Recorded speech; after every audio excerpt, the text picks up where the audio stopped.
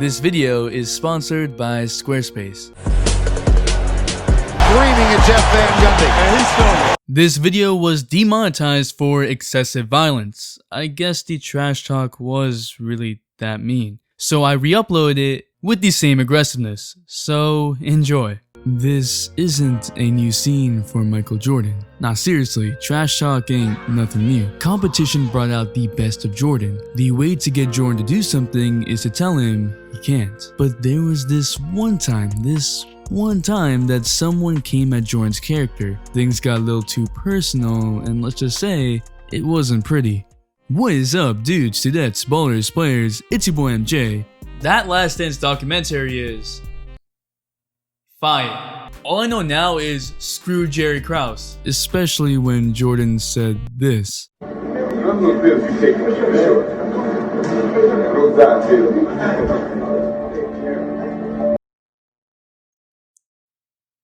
Don't worry about it.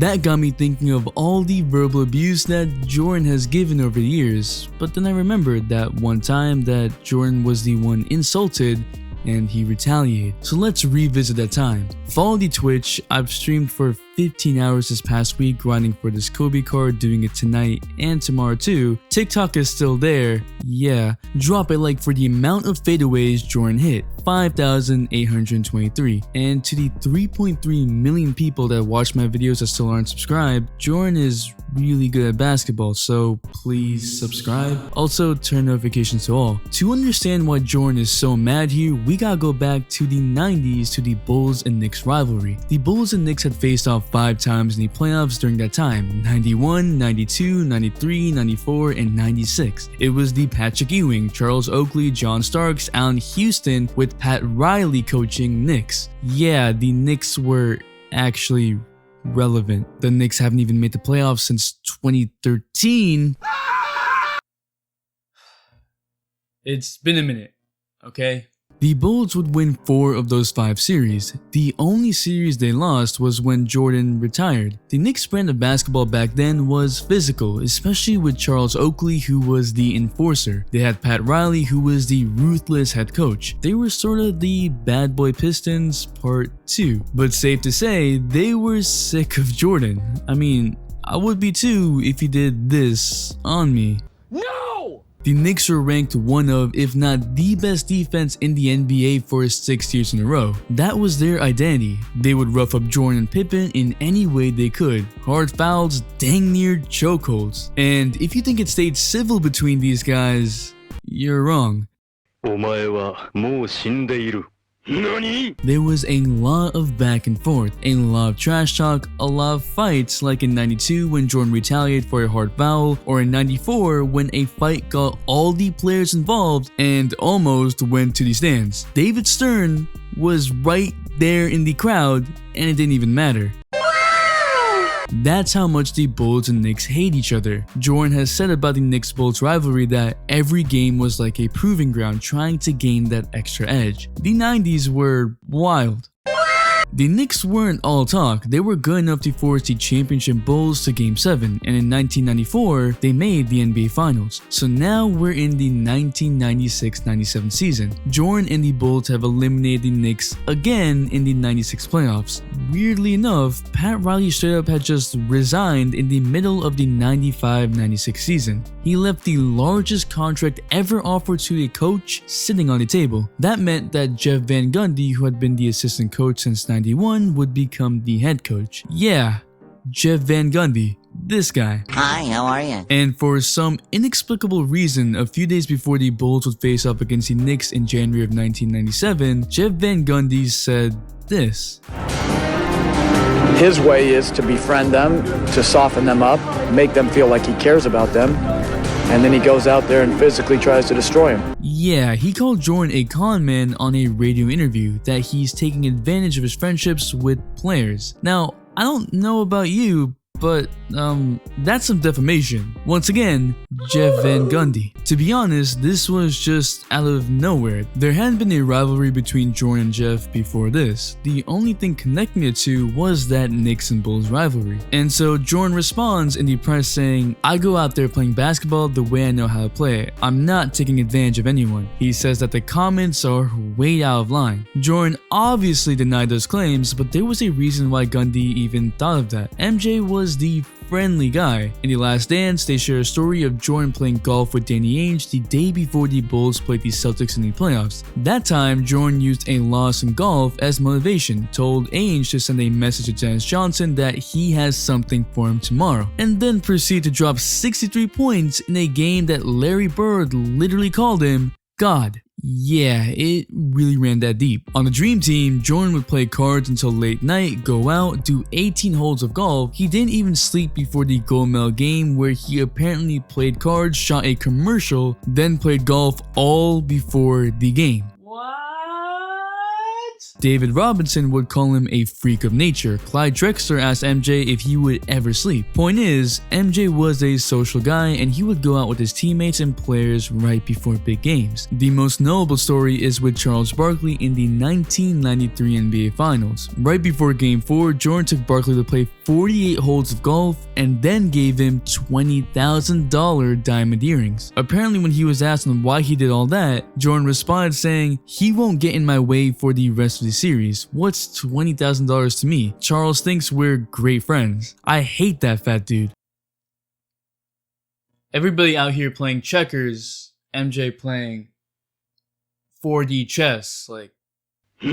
Jordan would drop 55 in that Game 4. Barkley had triple-double with 32, 10, and 12. Bulls end up winning by 6. But if you watch the tape, Barkley didn't touch Jordan that game and the Bulls would end up winning the series. So maybe the con man wasn't that far off? On the other hand, Jordan was also good friends with Charles Oakley, who was on the Knicks. But when they competed, Oakley roughed up Jordan. I mean, they would dive for loose balls, jostle each other, and almost come to blows. They would fight on the court and then go have dinner afterwards. So it wasn't that Jordan was just making friends to make them weaker, he was making friends off the court in general too. People that weren't gonna let that get in the way of their on-court performance. So the Bulls face off against the Knicks on January 21st, 1997. And from the get-go, Michael Jordan was on. And I mean, on. He was scoring over everyone, fading away and everything. He scored 18 in the first quarter, all while staring at Jeff Van Gundy after almost every bucket. Did I mention the Knicks were the #1 defensive team in the league at the time? Yeah, but there was no stopping him that day no matter how many players he threw at him. It kept going and going until the fourth quarter. By this point, Jordan has 43 points. The game was getting close until Jordan becomes the closer and just hits jumper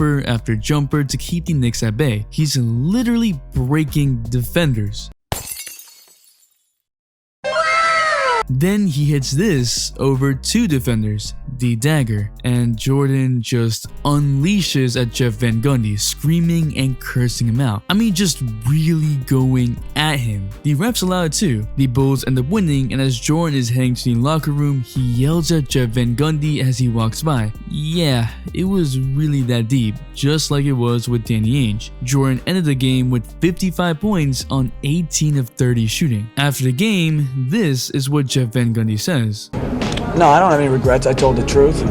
He had a big night. He played a great game. That's the usual for him.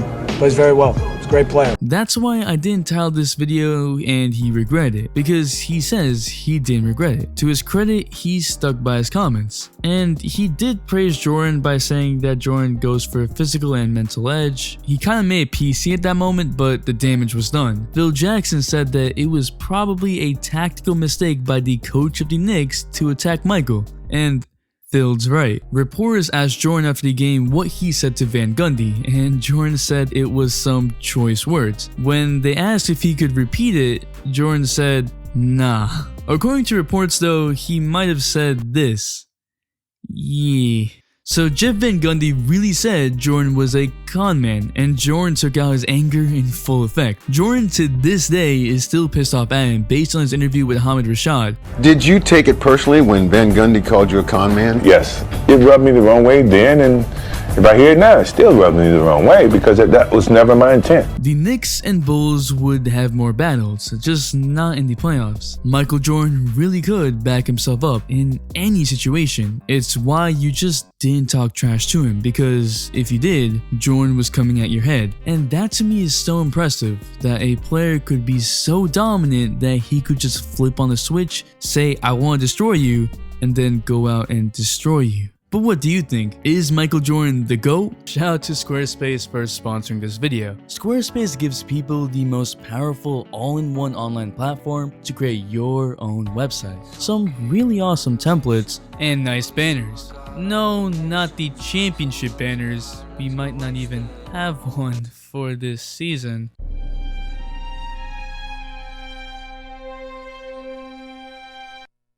I don't like it here. Squarespace has some nice banners and promotional tools to make things stand out. To get started with your own business, go to squarespace.com/MJ2KLDay for a free trial and 10% off your first purchase. It really does help the channel out. Like I said, if enough of you sign up, I'm actually gonna make the website with old highlights cause we need something. Drop a like for clutchness cause Jordan got that. TikTok giveaway at 10K, we really back on that. And Twitch is really fun, streaming tonight too. If you're still here, you a real one, so comment con so I know. The Instagram shout of the day goes to Twitch OG Tucker, and the all-day notification shout goes to channel OG Christian Blake. Thanks for the all-day support. Make sure to bell for all your notifications, and if you're not a sub, hit that subscribe button, join the all-day community for more fire content, all-day support. It's your boy MJ. We out. I don't wanna leave, she don't wanna stay. Baby, won't you slow down? It'll be okay. I don't wanna leave, she don't wanna stay. Hurry up and roll one, it'll be